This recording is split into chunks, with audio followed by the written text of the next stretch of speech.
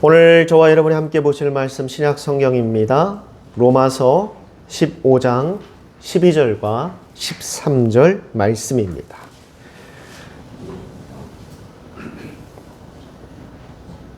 로마서 15장 12절과 13절 말씀을 저와 여러분이 같이 읽겠습니다. 12절부터 같이 읽겠습니다. 시작.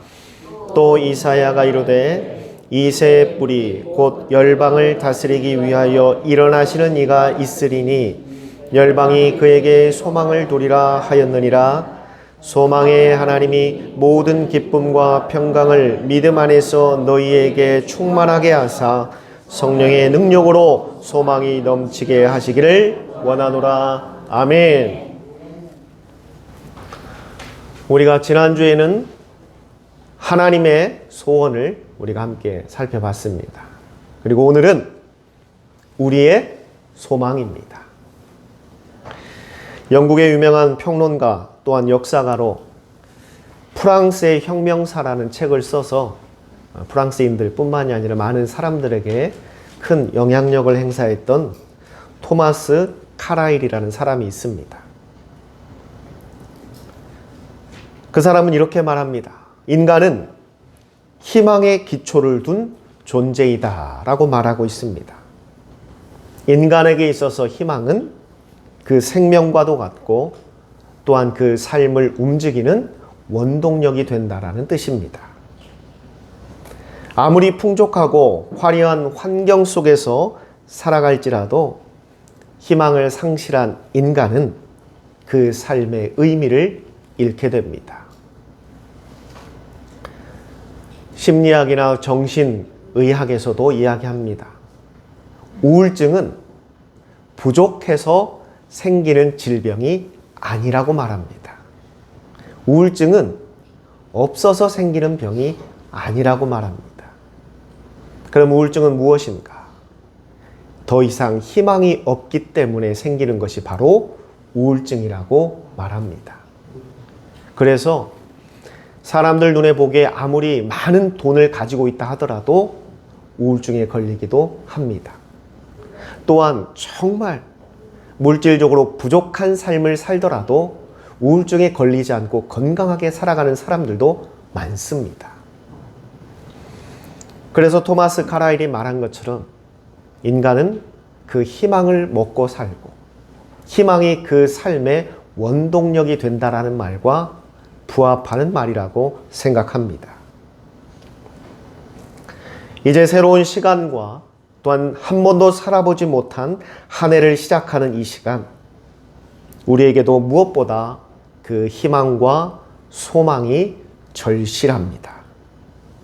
그런데 우리가 품어야 될, 우리가 간직해야 될 소망은 결코 세상에서 말하는 소망과는 달라야 합니다. 그럼 우리가 가져야 될 이 소망은 어떠한 소망이 되어야 할 것인가? 먼저 우리가 그 소망에 대해서 이야기하기 전에 그 소망의 근거를 봐야 합니다. 시편 39편 7절에 이렇게 말하고 있습니다. 주여, 내가 무엇을 바라리요? 나의 소망은 오직 주께 있나이다. 할렐루야. 우리 소망의 근거는 오직 하나님이 되어야 합니다. 그러기에 사도 바울은 소망의 하나님이 모든 기쁨과 평강을 믿음 안에서 너희에게 충만케 하사 성령의 능력으로 소망이 넘치게 하시기를 원한다라고 오늘 본문을 통해 말하고 있습니다. 우리가 소망하는 하나님은 이 역사의 주관자이시고 저와 여러분을 창조하신 창조주이십니다. 또한 우리의 생사화복을 주관하시는 분임을 우리는 절대 잊지 말아야 합니다. 제가 신학을 하기 전에 전형적인 이과생으로 일반 대학에서 저도 전기공학을 전공했습니다. 그러다 보니 과학에 참 많은 관심을 갖고 있었습니다. 그래서 요즘도 이 과학에 관련된 책이라든지 또는 영상들을 자주 봅니다. 요즘은 사람들이 많은 부분에 관심을 갖고 있는 것 중에 하나가 우주에 대한 것과 또 양자역학. 저도 이 양자역학을 이해하려고 많이 노력하는데 쉽게 이해는 안 됩니다. 이론은 알겠는데 쉽게 와닿지가 않습니다. 그런데 이 우주를 연구하고 천체를 연구하고 양자역학뿐만이 아니라 여러 가지 과학 분야에서 활동하는 많은 과학자들에 따르면 그들이 많은 것을 발견하고 또 많은 것을 증명해내지만 그들이 하지 못하는 부분들이 사실 99%라고 말하고 있습니다. 우리가 알아야 될 것을 100이라고 말한다면 과학자들이 발견해내고 증명해낸 것은 채 1%도 되지 않는다고 합니다. 그럼 그 99%는 무엇인가? 그들은 한결같이 말합니다. 그것은 신의 영역이라고. 이것은 교회를 다니거나 그의 신앙이 기독교에 기반을 둔 과학자가 아니라 할지라도 모두가 동일하게 그렇게 주장합니다. 그 모든 99%는 인간이 알 수 없는 신의 영역이라고. 그런데도 우리는 어리석게 그 1%밖에 알지 못하는 지식에 의지하며 감히 하나님이 없다라고 말합니다. 채 1%도 알지 못하는 그 지식을 가지고 하나님을 부인합니다. 채 1%도 되지 않는 그 경험을 가지고 하나님을 따지고 그걸 가지고 없다라고 부정합니다. 사랑하는 성도 여러분, 오늘 바울은 우리에게 말합니다. 너희의 소망은 그 1%밖에 되지 않는 세상의 지식이 아니라 99%를 넘어서 온전한 것을 소유하고 창조하고 이끄시고 계시는 하나님이 되어야 된다라고 말하고 있습니다. 우리의 소망의 근거는 하나님이라는 사실을 절대 잊어서는 안 될 것입니다. 그렇다면 우리의 소망의 대상은 그럼 누가 되어야 하는 것인가?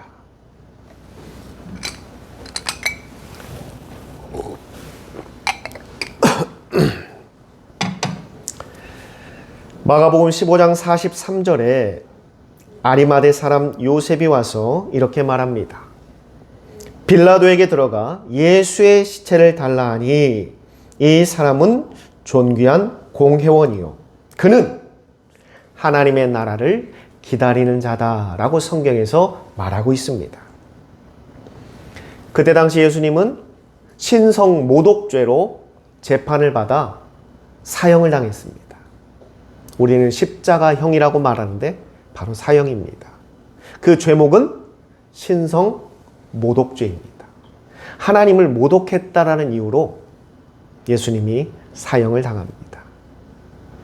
예수님께서 잡혀가시던 날에 그 밤 베드로는 혹여나 그 불똥이 자신에게도 튈까 걱정돼서 멀찍이 예수님을 쫓아가다 결국은 어떻게 합니까? 예수님을 3번이나 부인하고 모른다라고 부인하고 심지어 예수를 저주까지 하고 도망가 버립니다. 예수님의 오른팔이요 수제자라고 자부하던 베드로마저도 혹시라도 나에게 해가 올까 봐 도망을 쳐버렸습니다. 그런데 아리마대 사람 요셉은 그 빌라도에게 나아가 예수님의 시신을 달라라고 강하게 요구합니다. 이것은 자신의 목숨을 걸고 하는 행동입니다. 성경에서 왜 그가 사람들 눈에 보기에 참 무모하다라고 말할 정도의 일을 벌였는가? 성경 그렇게 정의합니다. 그는 하나님의 나라를 기다리는 사람이었다고.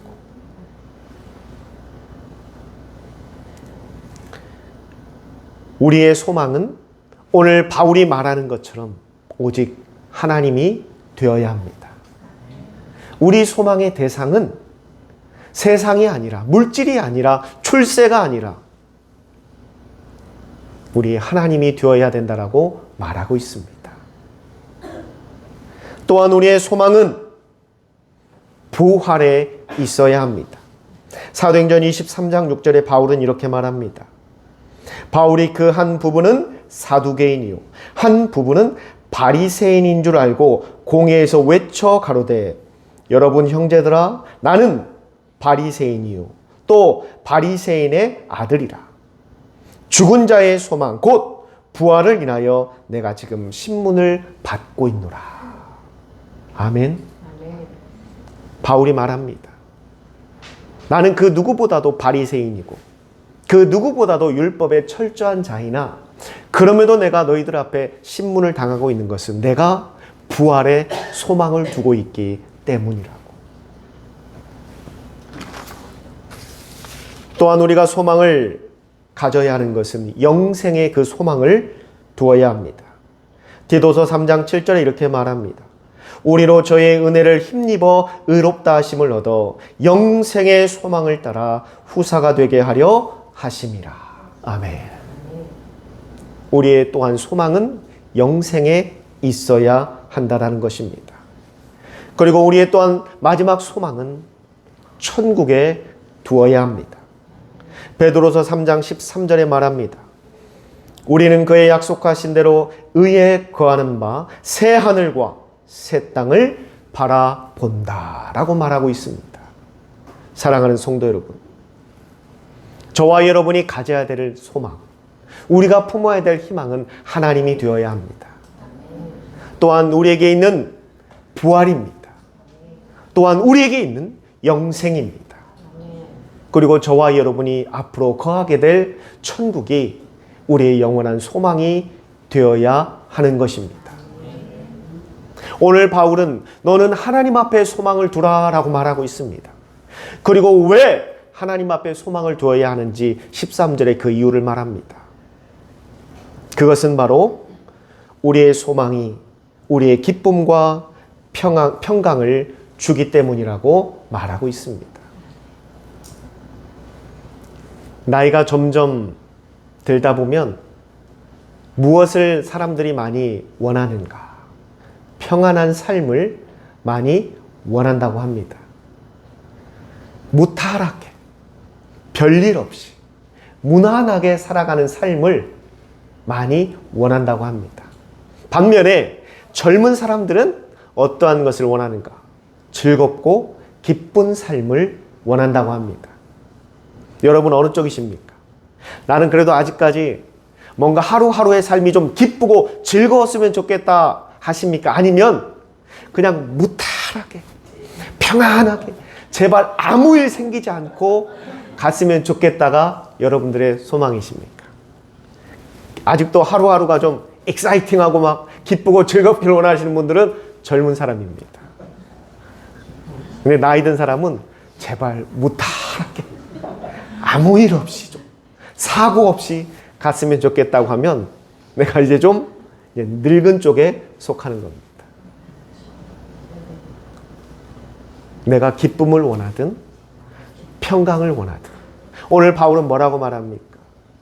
너희가 하나님 앞에 그 소망을 두게 된다면 하나님께서 너희에게 그 기쁨과 그 평강을 주시겠다라고 약속하고 있습니다. 아멘. 여러분이 품고 있는 소망들, 여러분들이 갖고 있는 희망이 결국 기쁨을 얻기 위해서 또는 평강을 얻기 위해서 품고 계신 소망들이 아닙니까?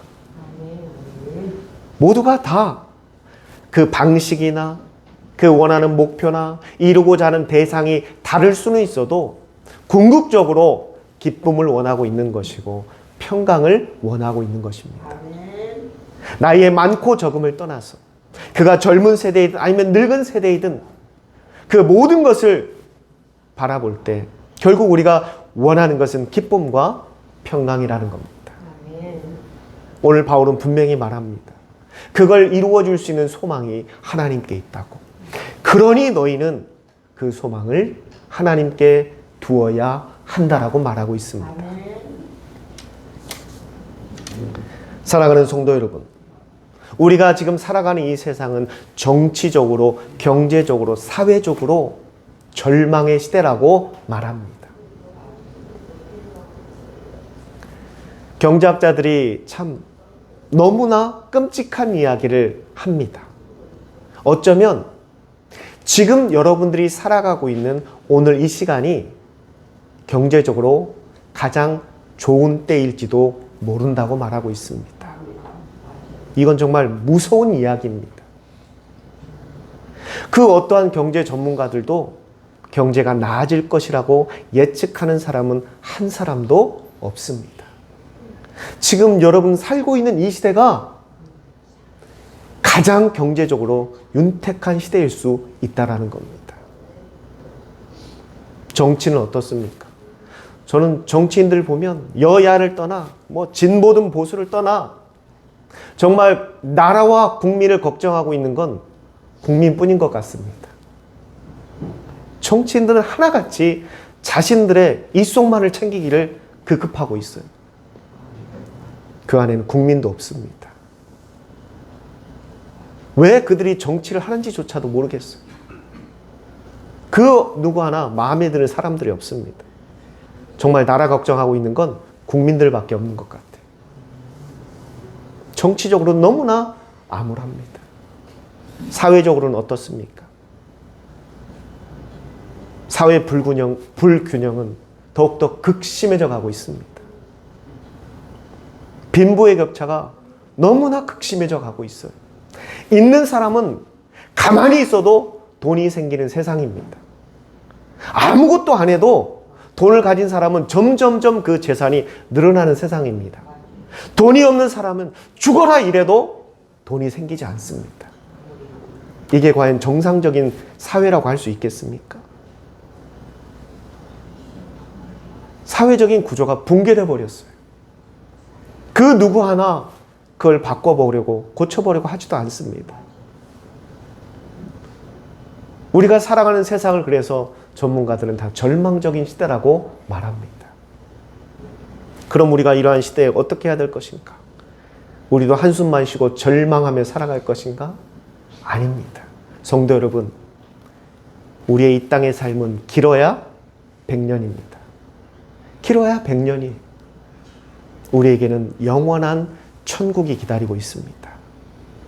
그곳에서는 우리가 이 땅에서 겪고 있는 절망적인 것은 단 하나도 존재하지 않습니다.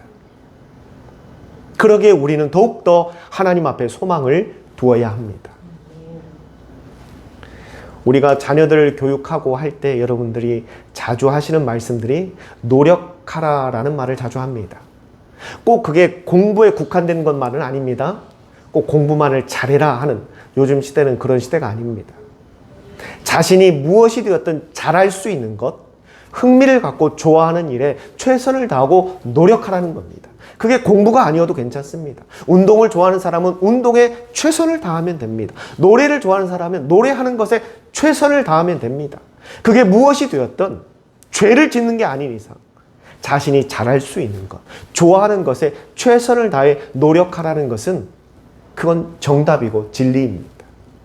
그런데 인생을 좀 오래 살아보신 분들은 압니다. 노력이 얼마나 쓴지. 노력은 쓸 수밖에 없습니다. 노력은 힘들 수밖에 없습니다.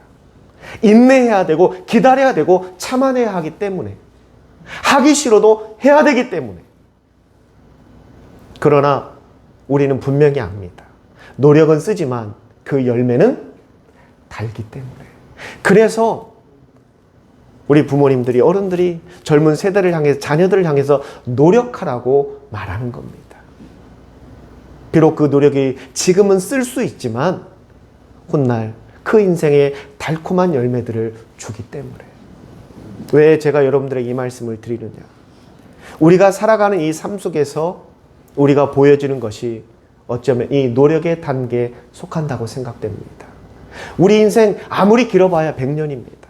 이 땅에서의 삶은 100년 이상이 되지 않습니다. 그러나 우리에게는 영원한 천국이 기다리고 있습니다. 우리가 정말 최선을 다해 마음속에 품어야 되는 건 100년밖에 살지 못하는 이 땅이 아니라는 겁니다. 그래서 우리의 소망을 하나님께 두어야 되는 것이고 부활과 영생과 천국에 둬야 하는 것입니다.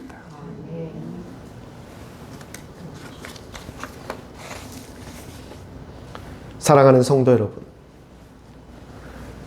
저와 여러분은 이제 새로운 한 해 2024년을 살아가게 됩니다. 우리가 한 번도 살아보지 못한 한 해이고 어떠한 것이 과연 우리 앞날에 기다리고 있을지 그 누구도 모릅니다. 그러나 분명한 것은 있습니다. 오늘 이 시간부터 저와 여러분이 이제 나의 소망을 하나님께 두고 살아간다면 그 결과는 이미 정해져 있다는 겁니다. 하나님이 분명히 말씀하셨습니다.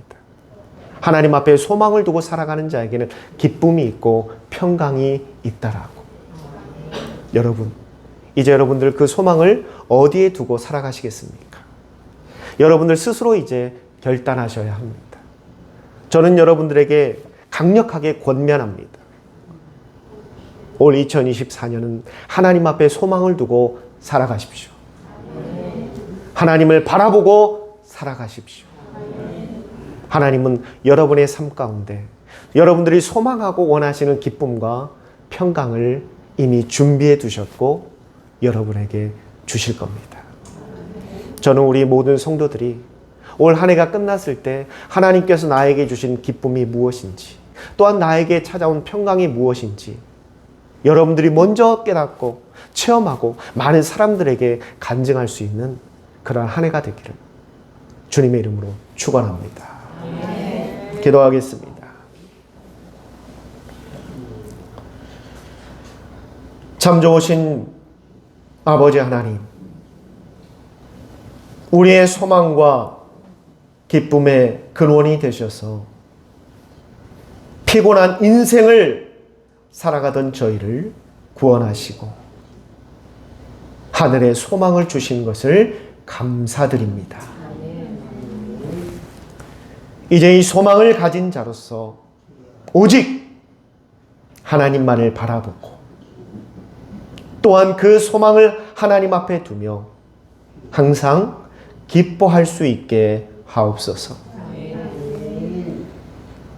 하나님 앞에 소망을 둔 자로서 늘 하나님의 말씀을 가까이 하고 늘 기도를 통하여 하나님 앞에 대화를 시도하고 찬송을 통하여 하나님의 영광을 나타내고 또한 복음 전도를 통하여 하나님께서 주신 그 귀한 사명들을 이루어가는 올 2024년이 될 수 있도록 하나님 인도하여 주시옵소서. 우리 모든 성도들이 올해 하나님 앞에 소망을 두고 하나님께서 주실 그 기쁨과 평강을 누리며 많은 사람들에게 그 기쁜 소식들을 증거하며 살아갈 수 있는 한 해가 될 수 있도록 하나님 주장하시고 역사하여 주시옵소서. 이 모든 것 살아계신 예수님의 이름으로 감사하며 기도드리옵니다. 아멘.